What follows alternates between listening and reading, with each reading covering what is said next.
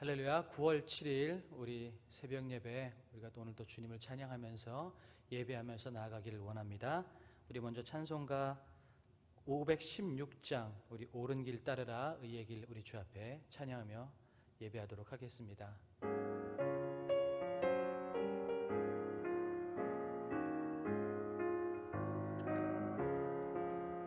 옳은 길 따르라 의의 길을 세계 만민의 참된 길, 이 길 따라서 살 길을 온 세계에 전하세. 만 백성이 나갈 길, 어두운 밤 지나고 동튼다. 환한 빛 보아라 저 빛, 주 예수의 나라 이 땅에 곧 오겠네 오겠네. 주 예수 따르라 승리의 주, 세계 만민이 나아가기. 길과 진리요 참 생명, 내 창검을 부수고 다 따르라 화평왕. 어두운 밤 지나고 동튼다. 환한 빛 보아라 저 빛, 주 예수의 나라 이 땅에 곧 오겠네 오겠네. 놀라운 이 소식 알리어라, 세계 만민을 구하려 내 주 예수를 보내신 참 사랑의 하나님. 만 백성이 따를 길, 어두운 밤 지나고 동튼다. 환한 빛 보아라 저 빛, 주 예수의 나라 이 땅에 곧 오겠네 오겠네. 고난길 헤치고 찾아온 길, 많은 백성을 구한 길, 모두 나와서 믿으면 온 세상이 마침내 이 진리에 살겠네. 어두운 밤 지나고 동튼다. 환한 빛 보아라 저 빛, 주 예수의 나라 이 땅에 곧 오겠네 오겠네. 이 시간에도 우리 기도하도록 하겠습니다. 하나님, 우리에게 하루를 주셔서 감사를 드립니다. 새로운 또 생명을 연장시켜 주셨으니 오늘 하루 주님께서 원하시는 삶을 살아갈 수 있도록 우리 걸음을 인도하여 주시옵소서. 코로나라 어려운 시기 가운데 주님께서 믿음으로 잘 견디고 나갈 수 있도록 힘과 능력을 주시고, 어려움 가운데 있는 성도님들을 주님 치료하여 주시고 회복시켜 주시옵소서. 또한 이 나라를 긍휼히 여겨 주셔서 오히려 이때에 우리가 더욱 주를 바라보는 시간이 될 수 있도록 아버지 하나님 도와주시옵소서. 우리 한 목소리로 주님 앞에 기도하며 나가도록 하겠습니다. 하나님 감사를 드립니다. 주님, 오늘 우리에게 하루를 허락하시고 또한 생명을 연장시켜 주셨사오니 주님께서 허락하신 이 하루를 정말로 주님께서 원하시는 대로 잘 살아갈 수 있도록 주님 우리에게 걸음을 인도하여 주시고 함께하여 주시옵소서. 코로나로 인해서 모든 사람들이 어렵고 두려움 가운데 있습니다. 우울함 가운데 있습니다. 하나님의 심령을 치유하여 주시고 위로하여 주시옵소서. 오늘 말씀 보고 주 앞에 기도할 때 주님께서 이 말씀을 우리의 예배를 들으시고 주님 우리 가운데 은혜를 도와여 주셔서 우리가 오늘을 또한 기뻐하며 감사하며 살아나갈 수 있는 힘과 능력을 우리 가운데 부어 주시옵소서. 하나님의 성도님들을 주님께서 위로하여 주시고 함께하여 주셔서 찾아가 주셔서 아버지 하나님 주님께서 직접 신방하여 주셔서 하나님 삶의 모든 어려움들을 주님 치료하여 주시고 마음의 어려움들을 위로하여 주시며 주님 모든 삶의 문제들 주님께서 회복시켜 주시길 간절히 바라고 원합니다. 특별히 이 날을 주님 긍휼히 여겨 주셔서 이 어려운 때에 더욱더 우리가 주를 바라보게 하나님 도와주시고 우리 가운데 바로 서지 못했던 부분을 다시 한번 돌아서게 하나님 도와주셔서 아버지 하나님 치유 회복의 역사가 우리나라 가운데 일어나시도록 하나님 도와주시옵소서. 주님, 이럴 때 우리가 주저앉지 않게 하나님 도와주시고 오히려 우리 각자의 자리에서 처해진 자리에서 더욱더 기도하는 성도님들이 될 수 있도록 하나님 도와주시고 무릎 꿇어 나가는 그리스도인이 될 수 있도록 하나님 우리 우리와 함께하여 주시옵소서. 우리가 오늘도 주의 말씀을 봅니다. 말씀을 보며 주의 말씀을 깨달을 때에 주님 우리 가운데 은혜를 더하여 주시고 힘을 허락하여 주시옵소서. 그렇게 일하실 주님을 찬양합니다. 감사드리며 예수님의 이름으로 기도드렸습니다. 아멘. 아멘. 우리 말씀 보도록 하겠습니다. 우리 말씀은 예레미야 7장 1절에서 15절까지 말씀입니다. 예레미야 7장 1절에서 우리 15절까지 말씀만 보고요. 나머지 말씀은 여러분 오늘 시간 나실 때 각 가정에서 처하신 곳에서 한번 읽어보시면 좋겠습니다. 여호와께로부터 예레미야에게 말씀이 임하니라. 이르시되 너는 여호와의 집 문에 서서 이 말을 선포하여 이르기를 여호와께 예배하러 이 문으로 들어가는 유다 사람들아, 여호와의 말씀을 들으라. 만군의 여호와 이스라엘의 하나님께서 이와 같이 말씀하시되 너희 길과 행위를 바르게 하라. 그리하면 내가 너희로 이곳에 살게 하리라. 너희는 이것이 여호와의 성전이라 여호와의 성전이라 여호와의 성전이라 하는 거짓말을 믿지 말라. 너희가 만일 길과 행위를 참으로 바르게 하여 이웃들 사이에 정의를 행하며 이방인과 고아와 과부를 압제하지 아니하며 무죄한 자의 피를 이곳에서 흘리지 아니하며 다른 신들 뒤를 따라 화를 자초하지 아니하면 내가 너희를 이곳에 살게 하리니 곧 너희 조상에게 영원 무궁토록 준 땅이니라. 보라, 너희가 무익한 거짓말을 의존하는도다.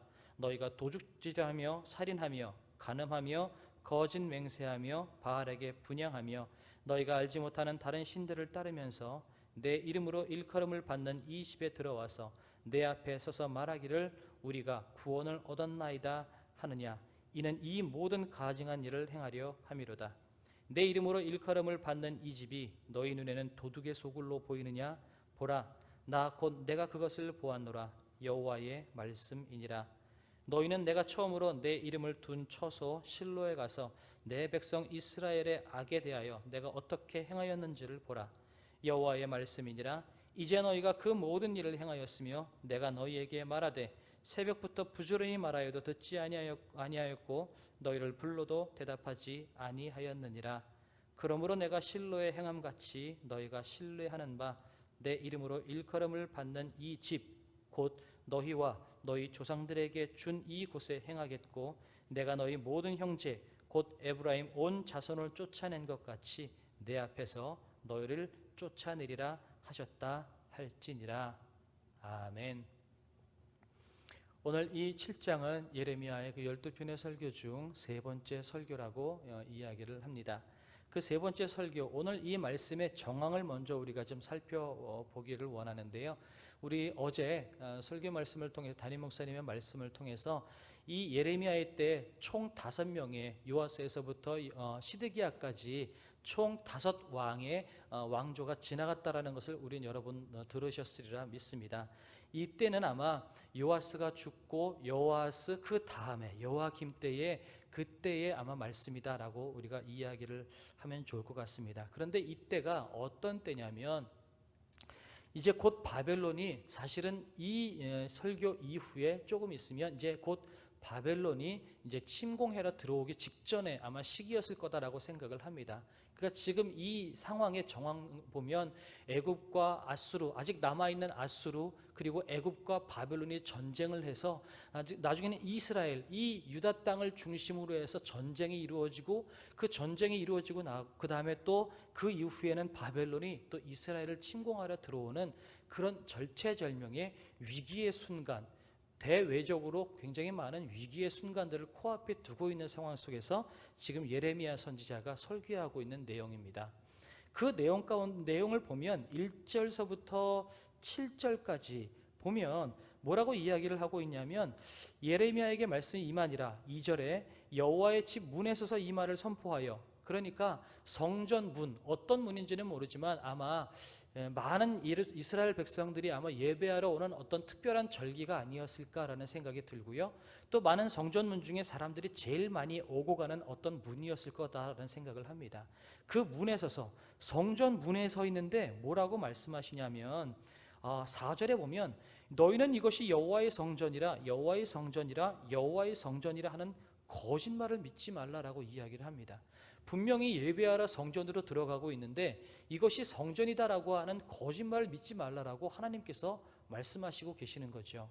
하나님께서 분명히 이곳에 내가 임하겠고 이곳에서 내가 너희의 기도를 듣겠고 너희와 함께 하겠다라고 약속하신 그 성전을 지금 하나님께서 스스로 지금 부인하고 계시는 겁니다. 왜 그럴까요? 여기서 말씀하고 있는 이 성전은 너희가 여호와의 성전이라고 얘기하면서 참된 예배를 드리지 않는구나라고 하는 겁니다.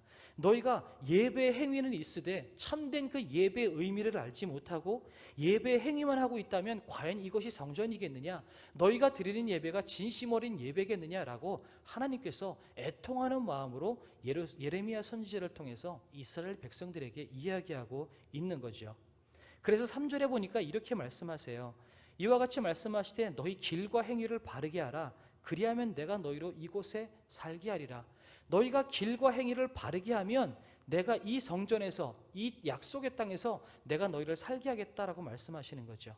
그러면서 5절 6절에 보니까 그 바른 길이 뭡니까? 너희가 만일 길과 행위를 참으로 바르게 하여 이웃들 사이에 정의를 행하며 이방인과 고아와 과부를 압제하지 아니하며 무지한 자의 피를 이곳에서 흘리지 아니하며 다른 신들 뒤를 따라 화를 자초하지 아니하면 내가 너희를 이곳에 살게 하리니 곧 너희 조상에게 영원 무궁토록 준 땅이니라 라고 해서 계속해서 4절, 5절, 6절, 7절에 대해서 그럼 바른 길과 바른 행위가 뭐냐라는 것에 대해서 이야기를 하고 있습니다. 그런데 그렇다면 지금 이스라엘 백성들이 무슨 일을 하고 있길래 도대체 성전에 가는 사람들을 향하여서 하나님께서 성전이라고 하는 거짓말을 믿지 말라라고 이야기를 하셨을까요? 8절에 보니까 이렇게 되어 있습니다. 너희가 무익한 거짓말을 의존하는도다. 도둑질하며 살인하며 간음하며 거짓 맹세하며 바알에게 분향하며 너희가 알지 못하는 다른 신들을 따르며 그 10절에 이 모든 가증한 일을 행하려 함이로다. 이렇게 이야기를 하고 있습니다. 그러니까 하나님께서 원하시는 참된 예배가 무엇일까요? 그것은 도둑질하지 않고 살인하지 않고 간음하지 않고 그 다음에 고아와 과부를 압제하지 않고 무죄한 자의 피를 흘리지 아니하고, 다시 말해서 우리의 이웃들을 돌보고 우리의 이웃들과 연합하며 화합하며 화평하는 삶을 살아나가며 또한 동시에 하나님만 예배하는 것, 하나님만 섬기는 가증스러운 다른 신들을 따르지 않는 것을 이야기하고 있는 것이라고 이야기하고 있습니다. 그러니까 지금 이스라엘 백성들은 예배하러 하나님의 전에 나오기도 했지만 동시에 그들은 하나님이 아닌 다른 신들을 섬기기도 했고 또한 그들의 행위 가운데 하나님을 예배한다고 했지만 그 예배 이외에 종교 행위 이외의 그 다른 모든 행위들은 이웃들을 압제하고 무지한 자의 피를 흘리고 이웃들과 화평하지 않고 도둑질하고 살인하고 간음하고 거짓 맹세하고 하고 있는 그들의 일반 행위는 전혀 하나님의 백성답지 않은 행동을 한 것을 하나님께서 이야기하고 있으면서 이것 때문에 너희가 온 곳이 성전이 아니고 너희가 드리는 예배가 아니다라고 하나님께서 우리에게 말씀하고 계시는 겁니다. 그래서 이 이야기를 하고 계시면서 그래서 결론이 무엇이냐? 너희들 12절서부터 15절까지의 말씀을 통해서 내가 실로에서 어떻게 했는지를 한번 봐라 말씀하세요.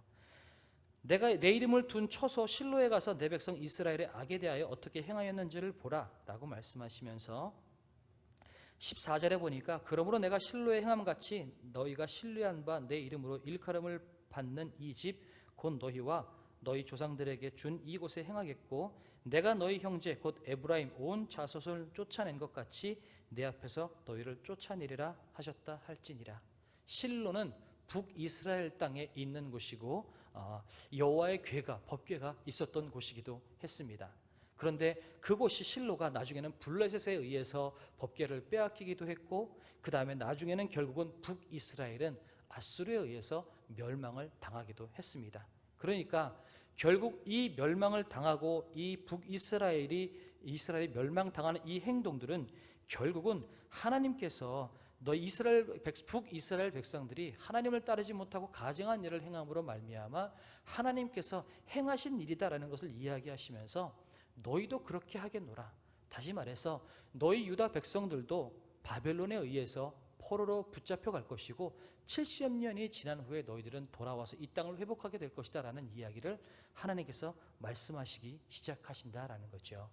그러니까 오늘 이것을 통해서 우리가 이야기하고 싶은 것은 무엇이냐면, 여러분, 어제 담임 목사님께서도 말씀하셨던 것 같은데요. 여러분, 교회당이 성전이 아닙니다.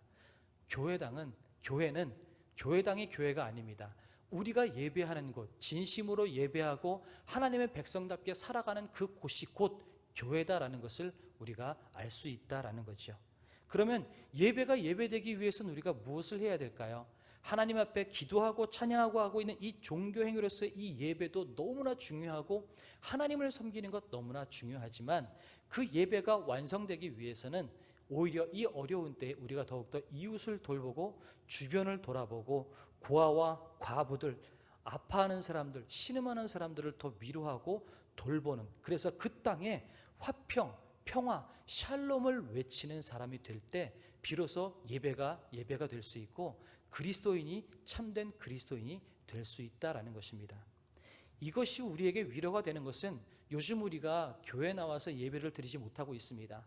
이것 때문에 참 많은 분들이 답답해하고 어려워하시는 걸 저희가 압니다.